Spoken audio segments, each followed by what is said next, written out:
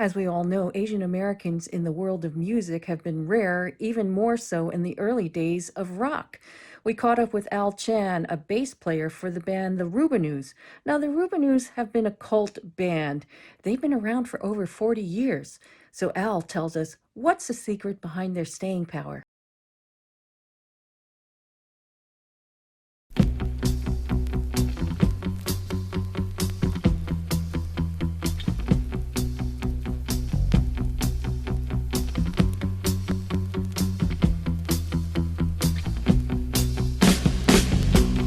Children behave. That's what they say when we do. Got such honest eyes.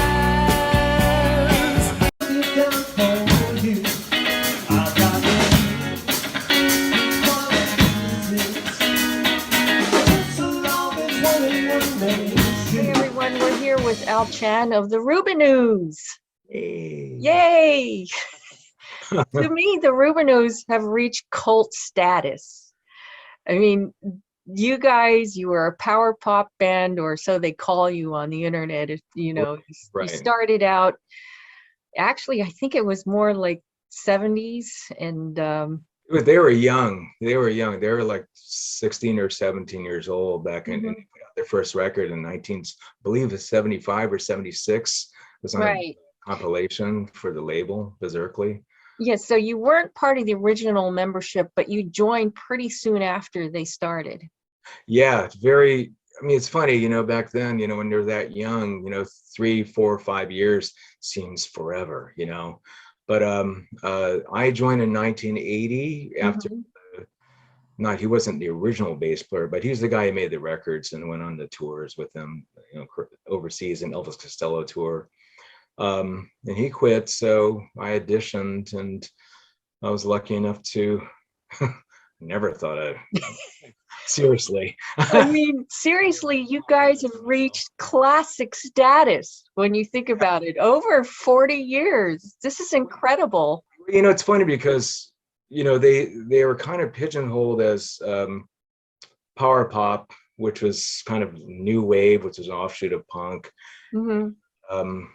That sort of didn't last that long, so there's a lot of bands that sort of get all kind of squished together, no matter, the Rubinos, have a few songs that you could say are, like you can say like Paul Collins or the Records or the Knack, even, but not all of his songs are like that. It's just, it's a pop band, but it's easier to say power pop. And then of course we're still going, 41 years after I joined them, I can't believe it. That's what's incredible. What do you think is the secret to the staying power you guys have had?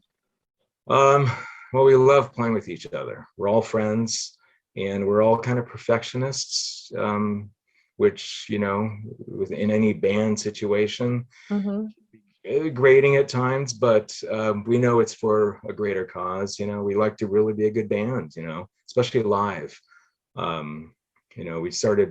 We make records every once in a while,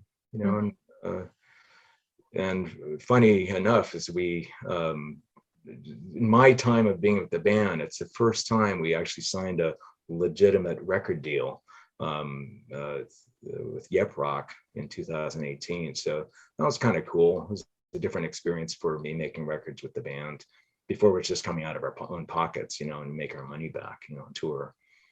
But yeah, it's a thrill, that we're still doing what we do, in our 60s.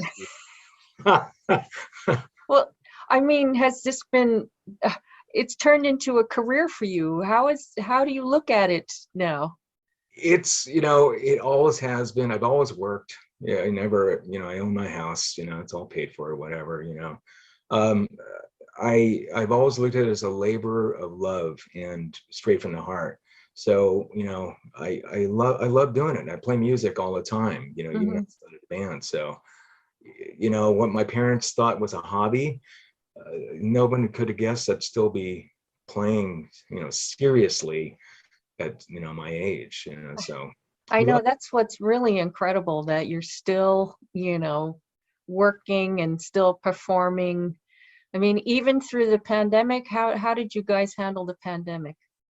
Well, it was a funny time because in 2000, the end of 2019, we were scheduled to go to England for several dates and Spain, and I, of all things, got cancer, leukemia, lymphoma, and I had to go through the whole thing, and then the pandemic happened, Mm, and so everything changed. We kept in touch, but it was about me healing up, and those guys yeah. always busy. They're always doing something, and Hmm. yeah, those guys learn how to do Zoom, and you know, they're forced We all learned how to do Zoom.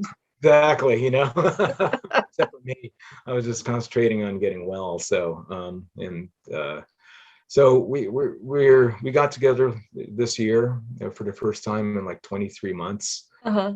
and it was just like riding a bike. We it was fantastic. It's just great to play music with those guys. Oh, I hate to be nosy, but how is your status now with the Oh, lymphoma? it's not nosy at all. I'm doing fine. I'm Oh, doing, it's yeah, fantastic. thankfully. It could have gone the other way because I was stage 3. So Ooh, I'm still here today. So yeah, treatment is never easy with that stuff. rough, worst thing ever, Yeah, but better wow, than the alternative. exactly. Cool. So, how is it that you guys get together? You work on new material? Are you working on new material now, or what's? Right now, when we were when when the idea of making a record came up, it was actually through our dear old friend, Chuck Prophet. And he kind of, he was one of our pals from the old days. He was the kid when we were playing the Keystones in the East Bay, or Palo Alto in San Francisco. And he's been signed to Yep Rock, and he talked to those guys saying, you got to check these guys out. And so, I don't know the exact process, but we ended up signing a deal with them, and Chuck and Tommy Dunbar, Mhm. our songwriter, were getting together, and so all the songs are co-written with Chuck. And there has been a little bit of whispering about writing new material for a new record because we got to put something out again. It's such a crazy time for music, live, especially live music. Tell me about it. Yeah, That there's just no up or down. nowadays it's all about streaming, and streaming is really tough for musicians. Yeah, it is. I'm actually doing a concert with somebody next month who Mhm. they're doing 3 shows, on a weekend, and the last one's going to be streaming. I can't wrap my mind around that at all. I know Work. you're playing for a camera, Yeah, exactly. huh? Ever Hey, technology. everybody! Exactly. You're like yelling in an empty room. Exactly. Yeah, crickets. So I didn't know you play with other people. Are there some folks we might recognize, or? Well, they're good friends of mine. They've been around for forever. They were in this Contra Costa band called the Buzztones, and play with Oh them. yeah, I've heard of the Buzz Tones. Cooper and Alan Thiel. I play with those guys pretty Hmm. often. And whoever, if I feel like it's a good gig, I'll do it. I'm still working on my chops, and that never ends. There's no end to that. You just hopefully get better over time. Well, this is the interesting perspective you have of being a member of the AZAM community.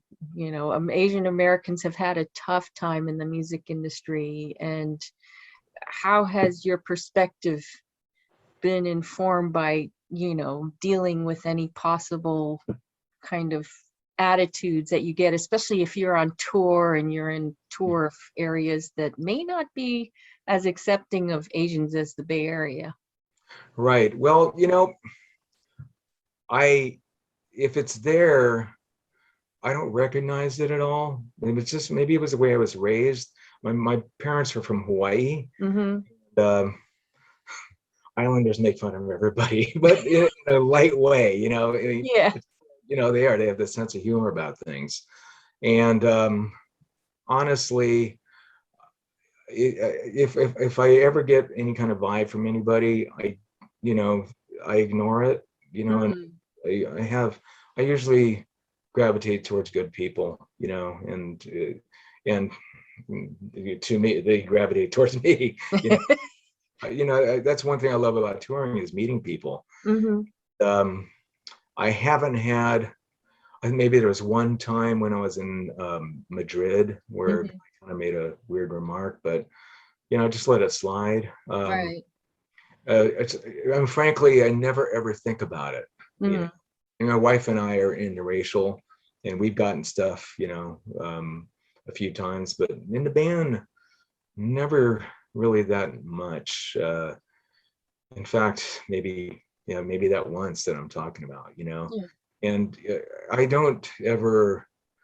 I'm not really the mover and shaker who gets things done in the band. I do my bit, but really Tommy and John sort of lead the band. Tommy Dunbar and John Rubin, you know, Hmm. and bless their hearts. I mean, they're constantly working on it, as far as I know. You know, they get things done. You're there for the fun.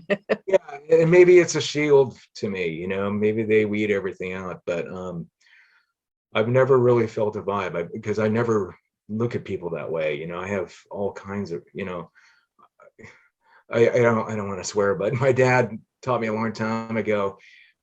It's not about the person's heritage or culture or color. Hmm. They're If they're great people, they're good people, and if they're a holes, then they're a holes. You know, you don't have them in their life. You know, so that's how I kind of live my life. I know there's good out there, and there's some people who need a lot of learning. You know. That's a good philosophy to have, I'll tell you. Well, so how has it been? I do know that bass players often feel themselves to be the brunt of many jokes. Have you collected any bass player jokes? Well, bass players and drummers, yeah. But it's funny if you're asking me because I never can remember jokes, but they're hilarious. The old adage of, Totally, the rhythm section just, lead singers and the guitarists, they get all the glory, But yeah, they supposedly get all the glory, but there was a study that said that actually the most important member in the band is the bass player, well, because that's what people latch onto when they listen to a song in terms of the beat. yeah, I mean, it holds it together, and sets a groove, and I think that's really, really important, whatever style of music you're talking about, it's the feel. And like I told you before, it's still working on it.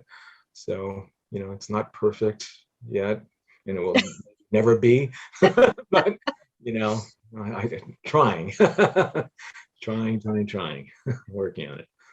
So it must be an interesting situation to have this band that's been around for so long. You're not a household name, and yet you're definitely able to tour and attract an audience. I mean, what kind of It feeling is that? it's odd because locally our audience has moved on, and that's where we used to do our draw. And now we're in this situation where we've been touring overseas enough, especially Spain, Mm. Spanish promoter, in Japan, those two countries. Uh, we just started touching upon England. The band did a lot of business in England back in the day Right. before I joined, and in Germany as well. Um, and we were doing, we played England twice over the course of 3 years, excuse me. And we sold out, we sold out those shows. Wow. And people, who are a bit older than me were just like, I've been waiting, 40 years for you guys to come back. It's like, thanks, Grandpa. And in Japan, they're just nuts about music. It's just so wonderful to see. They just drink it up and just love. They're so enthusiastic. And I have to say the same thing in Spain too. It's our first trip in 2003. Uh-huh. was just fantastic, and then we went over again, and we've been there, 15 times or something like that. And we do pretty well. And then back to playing locally, we're a new band, so we really have to hustle to fill the place up.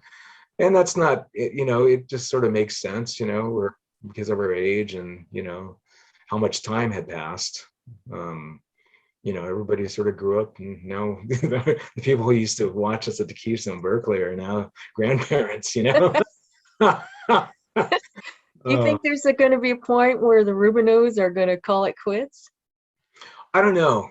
I thought that might happen like in 1995, or 92. I mean, Right. that's such a long time ago, and here we are still, we love playing together. We love being in the same room, which, you think about how bands work. It's rarely like that, especially after this many years, Right.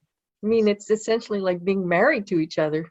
Yeah, we have our moments, but who doesn't, so especially on tour.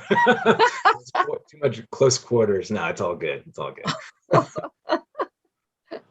Oh my goodness. Thank you so much, Al. This has been a really fun interview. No, it's my pleasure. My pleasure.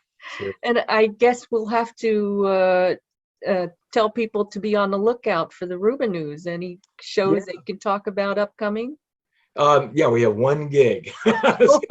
We have one gig in 2022, actually in the books. Nice. I believe the first weekend of July, and it's it's called the Mosswood Meltdown. Mm-hmm. It's a bad word now, the Burger Boogaloo. But the promoters don't have anything to do with Burger Records anymore, so they called it the Mosswood Meltdown, and we're playing with Plastic Bertrand, if you remember him. Wow. French artist. Yeah, actually I do. And I'm sorry, what country is this in? Or what town? I'm sorry. Mosswood Meltdown is in Oakland. Oh, Oakland. Okay. They've had Devo in the Mm-hmm. past. They've had the Buzzcocks, and this year they're going to have. Next year they're going. Next year they're going to have the Rubinos. Yes, exactly. So anyone who's in Oakland, go see the Rubinos, go see AlChan on stage, and wow, thank you so much, Al. You're very welcome, Amy. You take care. You too. Bye.